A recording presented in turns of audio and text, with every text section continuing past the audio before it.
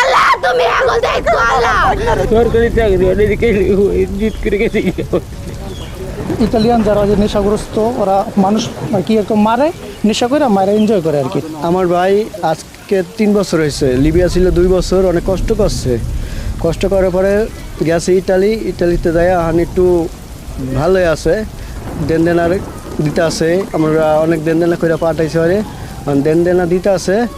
ধরনের ও যে একটা চাকরি করতে আছে মানে রেস্টুরেন্টে, আর কাগজপত্র কিছুই হয় নাই, কাগজপত্র বানাইতে আছে আর একটা রেস্টুরেন্টে চাকরি করতে আছে। তো ওই আসার পথে যাওয়ার পথে উনি অগো এলাকায় ইটালিং কয়েকটা বকাটে ছেলে আছে, ওরা অনেক ডিস্টার্ব করতো আসার পথে।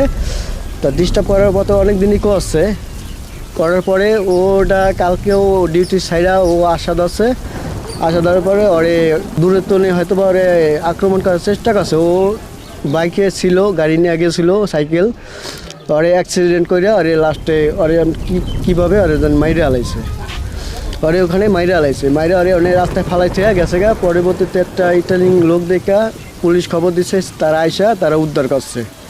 উদ্ধার করার পরে অনেক পুলিশের হেফাজতে আছে।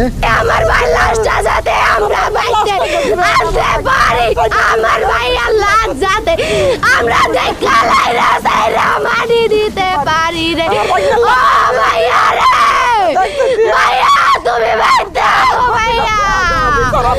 আল্লাহ যারা আমার ভাই লাগে এমন করছে আল্লাহ, আল্লাহ তুমি এখন দেখো আল্লাহ। ইতালিয়ান যারা যে নেশাগ্রস্ত ওরা মানুষ আর কি একটু মারে, নেশা করে মারে এনজয় করে আর কি, ঠিক আছে।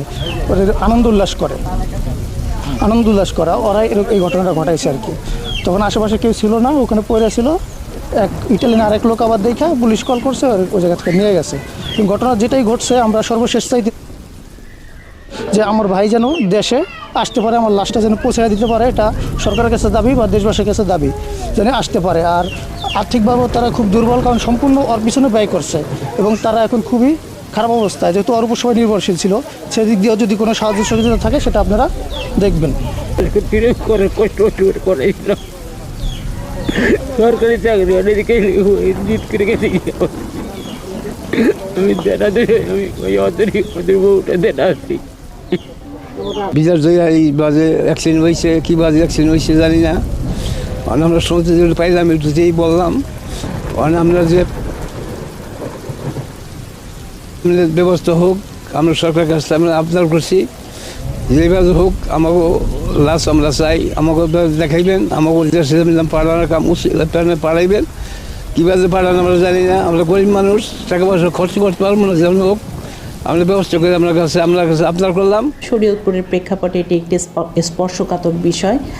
তবে যেই ছেলেটি শরীয়তপুরের সদরের যে ছেলেটি বিদেশে ইন্তেকাল করেছেন ইটালিতে, আমি যতটুকু জানতে পারলাম যে তার সেই বৈধ কাগজপত্র ছিল না। তারপরেও তার পরিবার যদি আমাদের সাথে যোগাযোগ করে বা কোনো আবেদন দেয়, সেটি আমরা ব্যবস্থা গ্রহণ করব। তবে আমি একটু সেই সাথে বলে রাখতে চাই, যারা এভাবে দেশের বাইরে যাচ্ছে তারা একটু বৈধভাবে গেলে তাদের ফিরে আসাটাও আসলে বৈধ হয় এবং সহজ হয়।